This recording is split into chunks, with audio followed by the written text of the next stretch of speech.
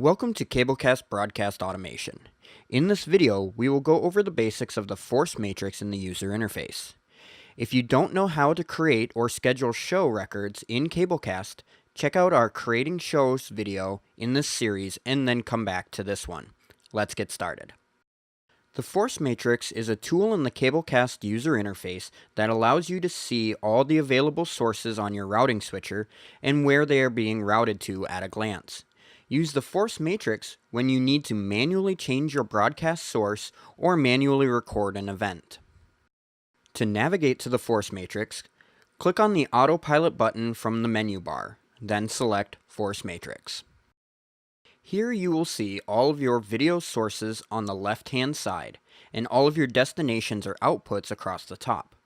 Green dots indicate where a source is being routed to. You will also see the status of what certain sources or devices are doing at that time. To route something, simply click on the dot that correlates with the location you want a specific source to go. A confirmation screen will appear showing the actions that are going to be made. Click Take to confirm the action. The dot will then turn green to indicate that a route took place. Also use your force matrix to start or stop devices or to start and stop recordings to your server. The primary method of playing and recording content in Cablecast is done via the schedule, but you can manually perform those actions as well. To play a file from your server, click the action button for the server output you want to use. Select Play, then type the ID number for the show you want to play in the File key field. If you would like to switch this source to a specific destination at the same time, select that destination.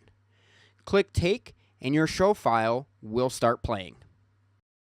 To manually stop playback, click Action, then choose Stop. Click Take to confirm that action. To manually record a source, first route what you would like to record to your server's encoder. Click Action and choose Record. In the File Name field, type in what you would like the recording to be saved as. When set, click Take. To stop the recording, click Action and choose Stop Recording.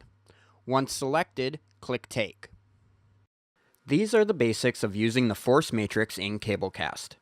To learn more, check out the rest of this video series and don't forget to subscribe to our YouTube channel.